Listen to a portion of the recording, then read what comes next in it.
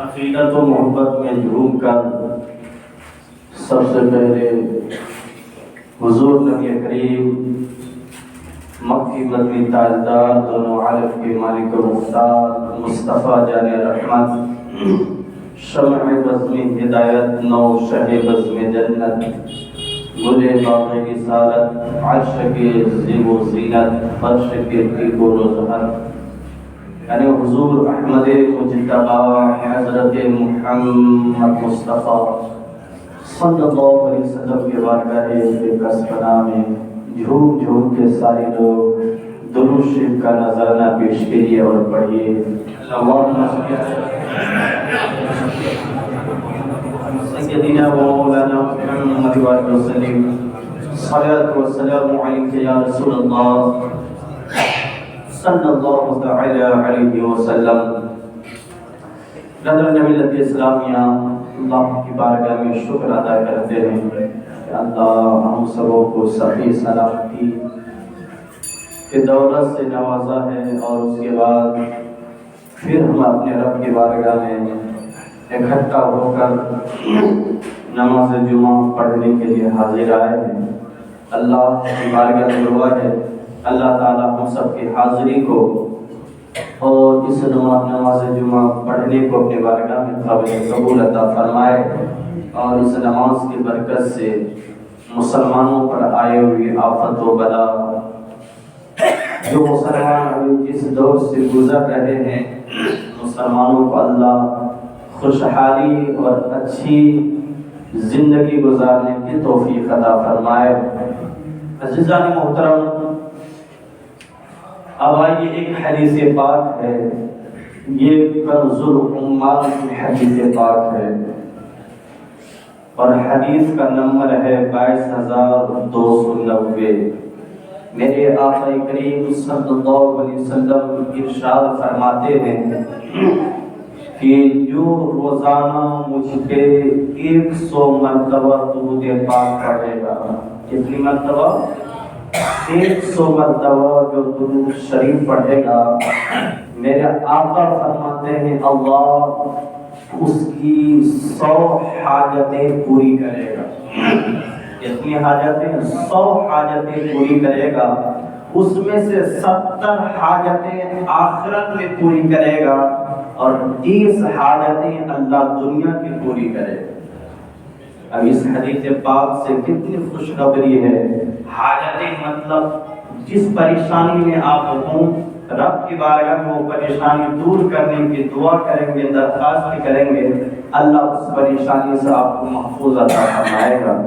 اگر آپ روزانہ 100 مرتبہ درود پاک، چاہے دکان میں بیٹھ کے ہوں، گھر میں ہوں، چاہے کاروبار جہاں بھی گئے ہوں، تھوڑا سا وقت نکال کے کوئی بھی درود پاک آپ 100 مرتبہ پڑھتے ہیں تو اللہ ہر دن آپ کے 100 حاجتیں پوری کرے گا، دنیا سے بھی پریشانی دور کرے گا، اور آخرت جو سب سے خطرناک گھڑی ہے، جہاں کا عالم یہ ہے کہ جہاں پر نہ ماں بیٹا کا ہوگی، نہ بیٹا باپ کا ہوگا، نہ شوہر بیوی کی ہوگی، نہ اولاد اپنے ماں باپ کا جو ہے پہچان کرے گا، جہاں نفسی کا عالم ہوگا، جہاں کا عالم یہ ہے کہ یہ صورت انسان کے سر کے برابر ہوں گے، اور اس کے بعد جو ہے پسینہ میں بندہ تیر رہا ہوگا، دھوپ کی تپش کی وجہ سے وہ تڑپ رہا ہوگا،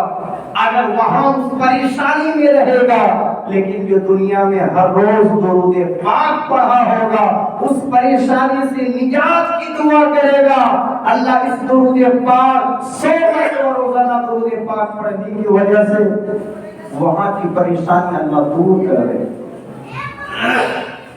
اور درود پاک پڑھنے سے بندہ اللہ رب العزت کے بارے میں کتنا محبوب ہوتا ہے۔ میرے آقا فرماتے ہیں کہ قیامت کے میدان میں سب سے زیادہ وہ میرا امت قریب ہوگا جو دنیا میں جتنی زیادہ مجھ پہ درود پاک پڑھا ہوگا۔ یعنی اگر آپ چاہتے ہیں کہ قیامت کے میدان میں اپنے آقا کے قریبی بن جاؤں، اپنے آقا سے میں مصافحہ کرو، اپنے آقا کے پڑوسی میں رہو، میں اپنے آقا کے قریب رہو۔ میرے آقا فرماتے ہیں جو دنیا میں سب سے زیادہ درود پاک پڑھے گا وہ سب سے زیادہ قریبی بندہ قیامت کے میدان میں میرا ہوگا، ہے نا۔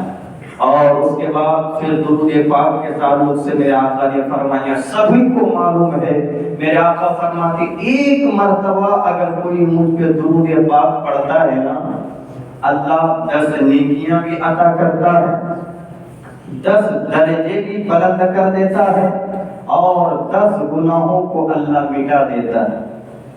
یاد رکھیں ہم لوگ نماز پڑھنے آئے ہیں نا، نہ میں گارنٹی لے سکتا ہوں نہ آپ گارنٹی لے سکتے ہیں کہ ہم جو نماز پڑھنے آئے یہ رب قبول ہی کرے۔ یا آپ کوئی بھی عمل کرتے، تلاوت قرآن کرتے ہیں، صدقات و خیرات کرتے، نفلی نمازیں پڑھتے ہیں، یہ ضروری نہیں کہ رب وہ عمل قبول بھی کر رہا ہو، یہ رب کی ذمہ داری پہ ہے وہ نماز آپ کی قبول کرے یا رد کر دے، آپ کی تلاوت قرآن کرنا قبول کرے یا رد کر دے۔ لیکن درود پاک بندہ جب بھی پڑھتا ہے وہ رب کی بارگاہ میں قبول ہو جایا کرتا ہے۔ اور یاد رکھیے ہم اللہ کے بندے ہیں، ہم عبادت کرنے والے ہیں، اور اللہ خالق ہے، اللہ ہے، وہ مالک ہے، وہ کسی کے سامنے اپنے سر نہیں جھکاتا، وہ کسی کے سامنے عبادت نہیں کرتا، ہم اس کے بندے، ہم رب کی بارگاہ میں عبادت کرتے ہیں۔ اس لیے نماز بندوں پہ پڑھنا فرض ہے، اللہ پہ پڑھنا فرض نہیں ہے۔ اور روزہ ہم اللہ کے بندے ہیں، اللہ کو راضی کرنے کے لیے، اللہ کے لیے ہم روزہ رکھتے ہیں، لیکن اللہ روزہ نہیں رکھتا۔ زکات ہم دیتے ہیں، اللہ کی محبت میں اللہ زکات نہیں دیتا۔ اللہ زکات دینے سے پاک، نماز پڑھنے سے پاک، اس لیے کہ وہ سب سے افضل و اعلیٰ ہے، اس سے اوپر کوئی نہیں، اس لیے وہ عبادت کرے کیوں؟ اس لیے ہم اللہ کے بندے کمزور بندے ہیں، اللہ کے پیدا کیے ہوئے ہیں، اس لیے رب کی بارگاہ میں ہم نمازیں پڑھتے ہیں۔ تو نماز پڑھنے میں اللہ پڑھتا ہے، بندہ نہیں، بندہ پڑھتا ہے معاذ اللہ، اللہ نہیں پڑھتا۔ لیکن ایک عمل ایسا ہے جسے پہلے اللہ کیا، پھر اپنے فرشتوں کو شامل کیا، اس کے بعد تمام لوگوں کو کہا کہ یہ عبادت، یہ عمل میں بھی کرتا ہوں، تم بھی کرو۔ وہ کون سا عمل ہے؟ وہ درود پاک ہے۔ 22واں پارہ میں اللہ فرماتا ہے، ان اللہ و ملائکتہ، بے شک اللہ اور اس کے فرشتے، ملائکتہ یصلون علی النبی، کہ غیب بتانے والے نبی پہ درود و سلام پڑھتے ہیں۔ اور اس کے بعد پھر کیا حکم دے دیا کہ میں بھی وہ کام کر رہا ہوں، فرشتوں کو بھی شامل کر لیا ہوں۔ اور اے ایمان والو، یا ایھا الذین آمنوا صلوا علیہ وسلموا تسلیما، کہ اے ایمان والو تم بھی میرے ساتھ مل کے درود پڑھو اور خوب سلام بھیجو۔ ایک عمل ایسا ہے تو اللہ بھی کر رہا ہے، فرشتے بھی کرتے ہیں، اور ہمیں بھی حکم دیا کہ تم بھی درود پاک پڑھا کرو۔ اس لیے ہم سنی مسلمان، چاہے وہ فجر کا ہو، فجر کی نماز پڑھتے ہیں تو کھڑے ہو کے نبی کی بارگاہ میں صلاۃ و سلام پڑھتے ہیں، کبھی عصر پڑھتے ہیں، ہر نماز کے بعد ہم نبی پہ سلام پڑھتے ہیں، درود پاک پڑھتے ہیں۔ کیوں؟ اس لیے کہ نماز روزہ رب قبول کرے کوئی گارنٹی نہیں، لیکن 100% گارنٹی درود و سلام پڑھنے پہ اللہ قبول ہی فرماتا ہے۔ اس لیے میرے آقا نے کیا فرمایا کہ قیامت کے میدان میں سب سے زیادہ میرا قریب وہ بندہ ہوگا جو مجھ پہ سب سے زیادہ درود پاک پڑھتا ہو۔ عزیزان محترم، آج میں مختصر وقت میں 10 سے 15 منٹ کے وقت کے اندر میں تھوڑی دیر یہ بیان کروں گا۔ آج ہم مسلمان ہیں نا، ہم نے عمر دنیا کمانے کے لیے بھاگ دوڑ میں عمریں ضائع کر دی، ہم نے بیوی بال بچوں کی محبت میں وقت کو وقت نہیں سمجھا، وقت کو گزار دیا۔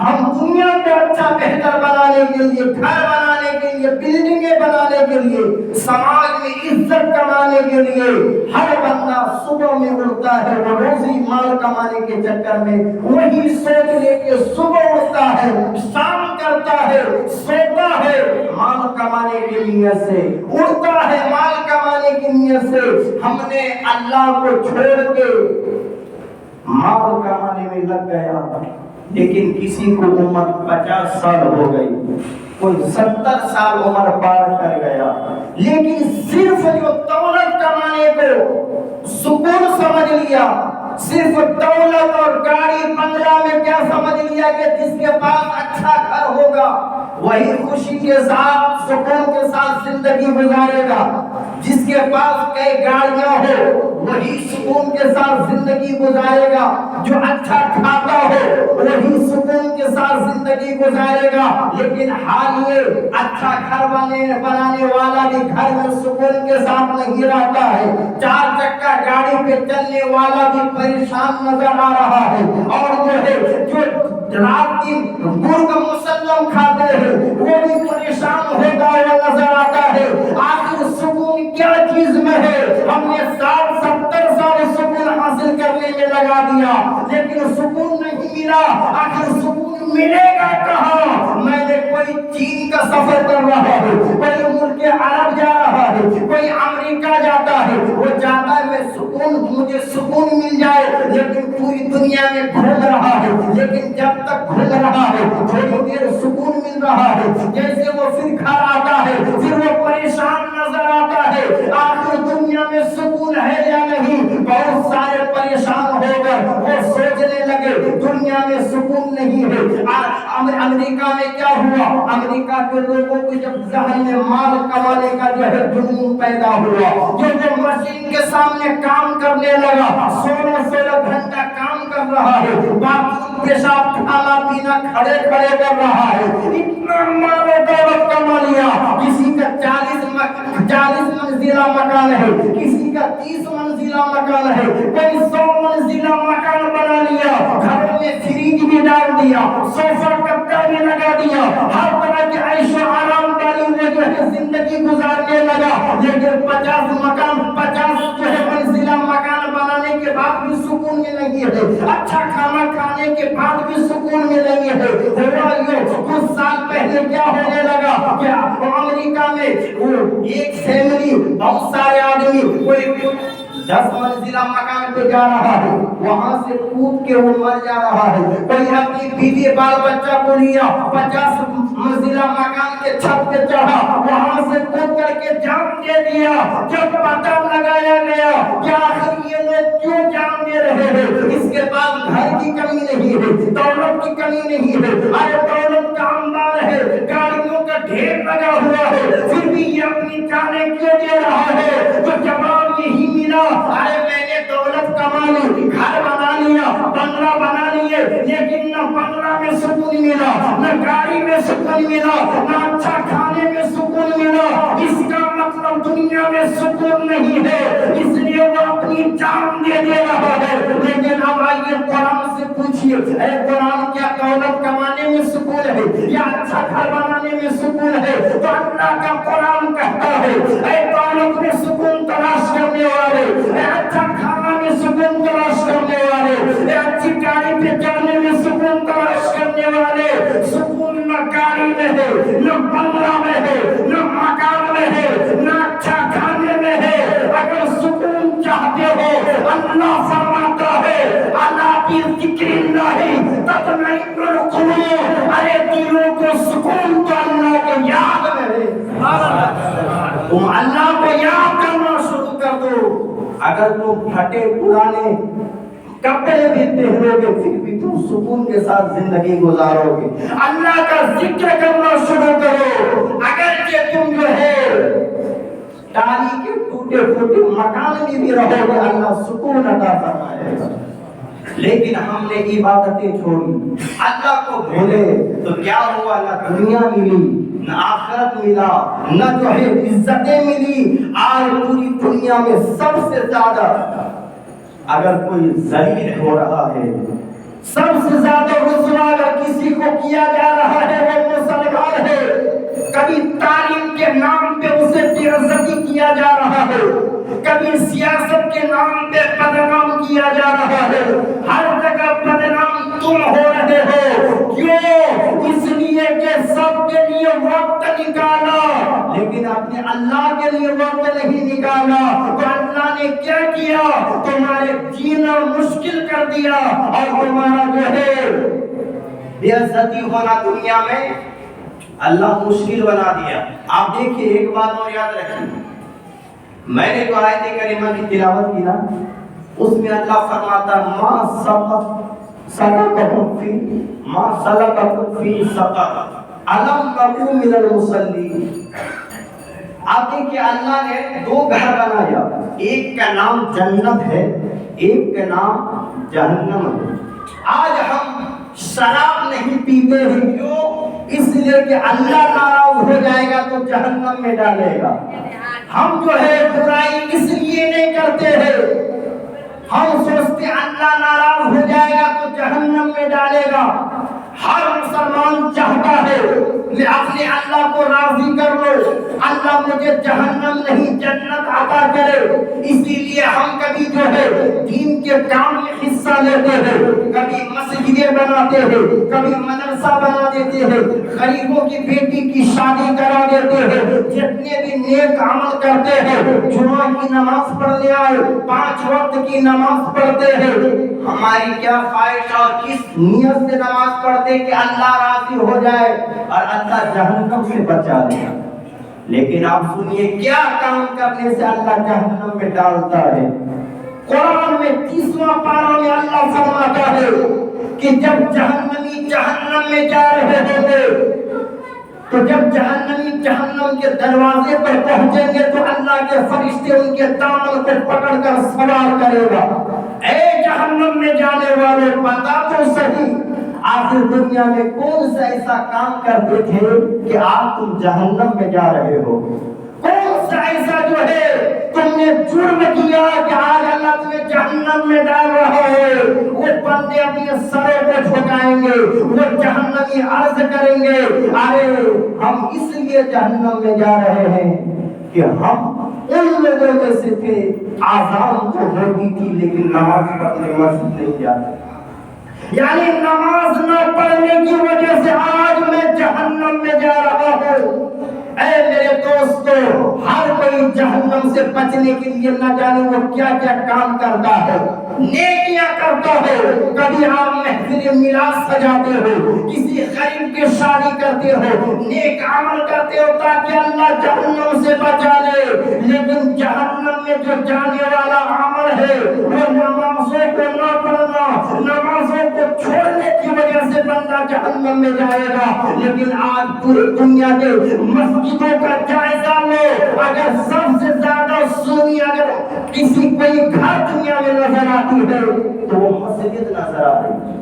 یعنی مسلمانوں کی کمی نے یہ خط محلے مسلمان اتنے زیادہ ہیں کہ رہنے کی زمین بھی کم پڑ گئی، لیکن اسی کی مسجد میں، اسی کے علاقے میں مسجد ہے لیکن وہ خالی نظر آ رہا ہے، کوئی اس میں نماز اپنے رب کی بارگاہ میں سجدہ اور سر کو جھکانے کے لیے تیار نہیں۔ میرے دوستو، آپ نماز پڑھو اس سے پہلے کہ تمہاری نماز پڑھی جائے، نمازی بن جاؤ اس سے پہلے کہ فرشتہ ملک موت آئے تمہارے جسم سے تمہارے روح کو کھینچ لے، اس لیے اس سے پہلے نماز پڑھو۔ میرے آقا فرماتے ہیں اگر کوئی بندہ ایک مرتبہ مثال کے طور پر اگر ظہر کا وقت ہو گیا، اگر ظہر کی نماز کو جان بوجھ کر اگر وہ قضا کر دیتا ہے، اس کا نام جہنم کے دروازے پہ لکھ دیا جاتا ہے۔ میرے آقا فرماتے ہیں سب سے زیادہ اگر کسی کو عذاب دیا جائے گا قبر میں اور جہنم میں جو سب سے زیادہ جائیں گے، میرے آقا فرماتے سب سے زیادہ جہنمی ہونے والے بے نمازی ہوں گے۔ یہ نماز کیا ہے؟ یہ بندہ کو اللہ کے درمیان محبتیں پیدا کرتا ہے۔ جب ہم رب کی بارگاہ میں سجدہ میں سر جھکاتے ہیں تو ہم اپنے پیشانی ناک کو زمین پہ نہیں بلکہ وہ اللہ کی بارگاہ میں چلا جاتا ہے۔ میرے آقا فرماتے ہیں جب اچھی طرح سے بندہ وضو کر کے جب وہ نماز پڑھتا ہے، نماز کی نیت کرتا ہے، اس کے بعد جیسے وہ ثنا پڑھنے کے بعد الحمدللہ شریف پڑھتا ہے، اللہ اور اس کے درمیان جتنے پردے ہوتے ہیں وہ سارے پردوں کو اللہ ہٹا دیتا ہے۔ پھر اللہ کہتا ہے میرے بندے تو میری بارگاہ میں حاضر ہے، مانگ مجھ سے کیا چیز مانگنا چاہتے ہو۔ پھر وہ فرشتوں پہ فخر کرتا ہے، ارے میرے اس بندے کے پچھلے اگلے تمام گناہوں کو معاف فرما دو اور اس کی روزی میں برکت دے دو۔ اس کے بعد پھر میرے آقا نے کیا فرمایا کہ جو نماز چھوڑتا ہے جب وہ قبر میں جائے گا اس کی قبر کو تنگ کر دے گا۔ ایک قبر میں ہم جاتے ہیں تو آج ہمارا شروع سے سسٹم دستور کیا ہے کہ قبر تیار کی جاتی ہے۔ کبھی آپ قبر کو جا کے دیکھیے، جھانک کے انسان کے قد کے برابر قبر ہوتی ہے اور گہرائی میں کمر کے برابر یا سینہ کے برابر ہوتا ہے اور چوڑا کتنا ہوتا ہے 1 سے 1.5 ہاتھ۔ ارے جہاں پہ اگر قبر میں اگر مردے کو لٹا دیا جائے تو وہاں کروٹ بدلنے کی جگہ بھی نہیں رہتی ہے، لیکن اگر ایک نمازی بندہ کو جب قبر میں ڈالا جاتا ہے، میرے آقا فرماتے فرشتے جب آتے ہیں سوالات قبر کرنے کے لیے، یعنی جیسے ہم مردے کو دفن کر دیتے ہیں اور اس کے بعد جب وہاں سے چلتے ہیں 40 قدم ہم جب چلتے ہیں قبر سے دور ہو جاتے ہیں تو فرشتہ آتا ہے، ایک کا نام منکر ہے، ایک کا نام نکیر ہے اور اس کا پاؤں بڑا بڑا، چہرہ ڈرونی، دانت بڑے بڑے، وہ آتا ہے اور اپنے دانت سے اپنے ہاتھ سے زمین کو چیرتا ہوا آتا ہے اور جھنجھوڑ کر کے جو ہے مردے کو جلاتا ہے۔ پھر اس کے بعد مردہ کو جب جو ہے بیٹھاتا ہے، اگر وہ دنیا میں نمازی ہوگا تو کیا مقام ملتا ہے؟ یہاں پہ ہم نماز پڑھتے ہیں، اگر نمازی بندہ قبر میں گیا فرشتے سوالات جب قبر کرتے ہیں، وہ بندہ جیسے اٹھا آنکھ کو میلتے ہوئے اس وقت سب کو یہی دکھایا جاتا ہے کہ سورج ڈوبنے والا ہے، یعنی جس کو بھی قبر میں اٹھایا جاتا فرشتے سوال کرنے کے لیے وہ عصر کا وقت ہوتا ہے اور عصر کا آخری وقت کی سورج ڈوبنے والا ہے۔ اب ایک بندہ جب نمازی ہوتا ہے نا، جب فرشتے اس سے سوال کرتے ہیں من رب کا، تمہارا رب کون ہے؟ اب وہ نمازی بندہ کہتا ہے اے فرشتے ہٹ جاؤ، عصر کا وقت ختم ہونے والا ہے، مجھے نماز پڑھنے کے لیے دے دیں۔ آپ فرشتے کہتے ہیں کہ یہاں نماز کو نہیں پڑھ سکتے، سوال کا جواب تو رب کی طرف سے آواز آتی ہے، یہ میرا بندہ دنیا میں مجھے یاد کرتا تھا، یہاں پر بھی نماز پڑھنا چاہتا، اس کے آپ سوالات قبر مت کرو، اس کی قبر میں جنتی فرش بچھا دو اور اس کے بعد اس سے ایسے سلا دو جیسے پہلی رات کے دلہن سوتی۔ اور اس کے بعد جب وہ قبر کی منزل میں پاس ہو جاتا جو نمازی نا، اس کے بعد جیسے قبر میں رہا، اب ظاہر سے بات ہے جو دنیا میں زیادہ زندگی گزارا جب وہ قبر میں ڈالا جاتا ہے، لیکن ہم لوگ 40واں کرتے ہیں نا، حدیث پاک میں کہ ایک مردہ کو جب قبر میں ہم دفناتے ہیں نا، کیونکہ دنیا میں زیادہ وقت گزارا ہے تو قبر میں رہتا، لیکن پھر بھی اس کو بار بار اپنا گھر یاد آتا ہے، اس کو قبر میں سکون نہیں ملتا ہے، اس لیے ہمارے علماء فرماتے 40 دن تک اس کا دماغ، اس کا ذہن اپنے گھر کی طرف لگا رہتا ہے۔ 40 دن کے بعد پھر آستے آستے گھر کی طرف سے اس کا دل اکھڑ جاتا ہے۔ پھر میرے آقا فرماتے اور ہمارے علماء فرماتے اس لیے 40واں کیا جاتا ہے، یعنی کنٹینیو ایک حافظ قرآن کو یا عالم دین کو رکھ کر ہم 40واں روزانہ ایک پارہ پڑھواتے ان کے نام سے، کیونکہ وہ قبر میں جب جاتا ہے تو ایک ایک نیکی کے لیے ترستا ہے. میرے آقا فرماتے قبر میں جو مردہ ہے وہ ایسے نیکی کے لیے ترستا ہے، ایسے ترستا ہے جیسے کہ کوئی سمندر میں ڈوب رہا ہو اور وہ کسی کا انتظار کر رہا ہو کہ کوئی مجھے بچائے. اسی طرح میرے آقا فرماتے ہیں قبر میں جب وہ رہتا ہے ایک ایک نیکی کے لیے ترستا ہے. لیکن جو نمازی بندہ ہوتا ہے نا، جب وہ قبر میں رہتا ہے امتحان میں پاس ہو گیا، اس کی قبر میں جنتی فرش بچھا دیا گیا، اس کے بعد جب وہ قبر میں رہتا ہے اسے سکون نہیں ملتا ہے، اس کا دل بے چین ہوتا ہے. اس وقت اس کی قبر میں ایک دلہن آتی ہے. کون آتی ہے؟ ایک دلہن آتی ہے. وہ دلہن جب اپنا پردہ ہٹاتی ہے وہ کہتی ہے کہ تم مت گھبراؤ، میں نماز ہوں، نماز. تو دنیا میں جب میرا ساتھ نہیں چھوڑا، دنیا میں جب مجھے تم عطا کرتے رہا، آج قبر میں تم مشکل میں ہونا، آج میں تمہیں سہارا دوں گا، آج میں تجھے سکون عطا فرماؤں گا. قیامت تک وہ نماز اسے قبر میں سہارا دے گی، اسے سکون اور ہر طرح کے عذاب سے بچائے گا. میرے آقا نے کیا فرمایا؟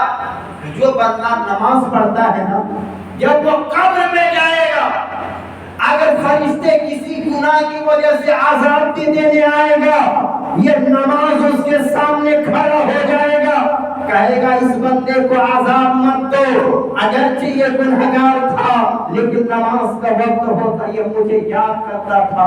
اور اللہ کا وعدہ ہے جو نماز پڑھے گا اسے قبر میں عذاب نہیں دیا جائے گا، قبر میں عذاب ہونے والا ہوگا. یہ نماز آپ کو عذاب قبر سے بچائے گی. لیکن نماز جس سے جنت ملتی ہے، نماز جس سے قبر میں جو ہے قبر میں روشنی پیدا ہوتی ہے، جس سے سکون اللہ دیتا ہے، اس چیز کو چھوڑ کر آج لوگ پیر فقیر کے جو ہے دامن کے دامن میں آ گئے. نماز چھوڑ کے ہم کیا سوچتے ہیں کسی پیر کے دامن پکڑ لیں گے وہ مجھے جنت میں لے کر چلا جائے گا. نہیں نہیں، ارے آپ کا وہ پیر جنتی ہے کہ جہنمی اس کا بھی اسے پتا نہیں ہے. لیکن آج کو جیسے پیر ہو گئے نمازوں کو کوئی فکر نہیں اور جماعت کے کوئی پرواہ نہیں کرتا ہے. بہت سارے پیر اگر آپ بھی ہے نا، پیر کا تعلق مسجد سے بہت کم ہوتا ہے. آج اگر قوم میں سب سے زیادہ بے نمازی اور بدعملی لانے والے یہ پیر لوگ ہیں. کیوں؟